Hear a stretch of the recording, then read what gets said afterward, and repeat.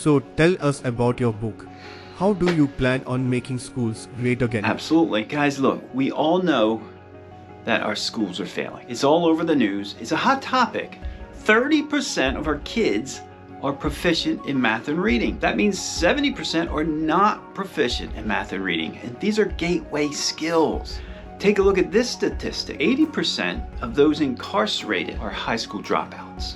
Maybe they didn't even make it to high school. 80% of those in jail have not graduated high school.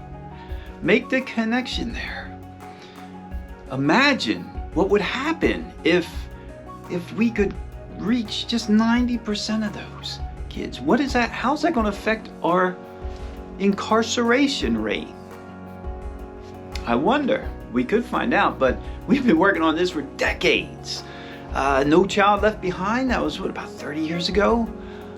Well, they're in our jails. They're not left behind, right? We just leave them in our jails. Year after year, 70% of our kids are not proficient at reading or math. Year after year, there's 80% in jail. We've got to do something about that. If we want to make America great again, if we want to stop the drug crisis in this world, if we want to stop the violence, let's get at least 90% of our kids proficient in math and reading, and let's get 90% of our kids out of jail.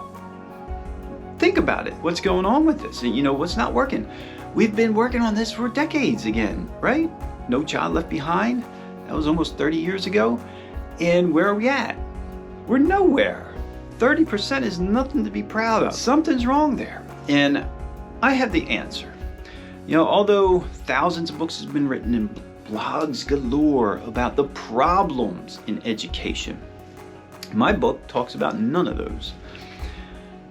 You know, billions of dollars are spent year after year, probably trillions now, and nothing's happening. But you know, my methods really don't require any money. If you click the link below, if there is a link, if you're watching this, unless you're live, right? I'll send you a link. So click that link and here's what my book will show you. I've developed a new concept I call the magic mindset. We all have heard of the growth mindset. It doesn't actually work in a classroom. I've got a growth mindset. It works great for me. But I don't have anyone holding me back. Well, I am married, but that's another topic for another day. Anyhow, what did I do? Anyhow, you know, the growth mindset doesn't work in classrooms when the teachers don't support that growth mindset. And, you know, they don't. It's just human nature. We discuss a lot of that. My book does address the stresses that teachers go through. If you Googled it, or now if you put it through AI, ask your bot, ask them, give me a list of 101 jobs and duties, responsibilities of a classroom teacher, and you'll read them like, oh my gosh, wow. And if you're a teacher, you'll add your own to that list. There's much more. Now compare that to any other job out there. Jobs and duties of a teacher are endless. It's an impossible job. Teachers generally work about 60 hours a week on average.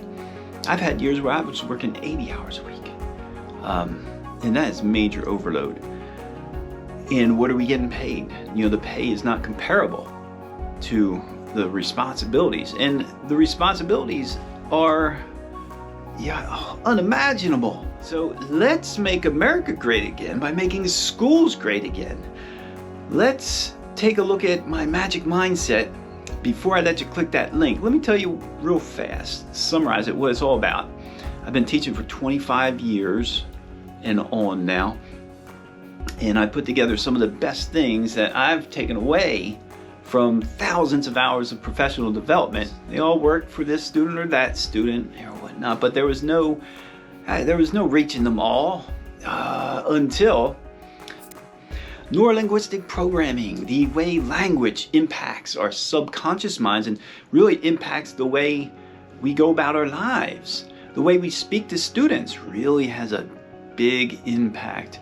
And so many other things. I've taken a handful of tools from NLP, and as I was going through the course, I made the connection. I was like, oh my gosh, this would work great in class. I got to do it. And I just put it, it was a new year coming, and I just put it to use, and it's unbelievable.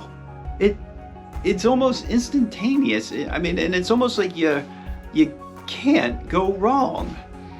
So I'm going to share those really big ones with you, and I hope we'll start a revolution, an education revolution. And you know what? We need it. Give it a shot. Give it a try. We are going to make schools great again. And it takes you. Again, if you haven't clicked yet, go ahead and click that button there. Let me leave you with one last final bid. Click that link down below there. Here's a couple other things that are in there. Number one is, how do we develop rapport with students? Authentic rapport. That's where a lot of this starts with. And there's another one thing that goes in there that helps build quick rapport: the wow factor. You'd be amazed at what a good old wow. What did you do? That's amazing. It just makes people feel so good. It's unbelievable what happens with the wow. 100% positivity. That's another big one that we're going to work on. A lot of this stuff goes against human nature, especially positivity. For you negative Nellies out there, you're going to struggle with that, but I have a challenge for you that will help. And finally, a burning desire. If we can't give these kids a burning desire to be somebody, given the environments that a lot of these kids are in, some of them are in such dire straits with anxiety, depression, the family breakdown, so many things. But we want to stay positive. We're a family right here. The school this classroom is going to be a tribe. We're going to be together, and we're going to accept each other for what we got. If you don't know anything about math, that's fine. You're going to be awesome. If you're not a very good reader yet, that's okay, because you're going to be. And we got to create that burning desire. They have to have something to dig their teeth into, something to motivate them. So we'll get into that too. So if you haven't clicked the link down below, please click it. It won't hurt you. What do you've got to lose? We're going to make schools great again. Thanks, and I'll see you guys in the hall.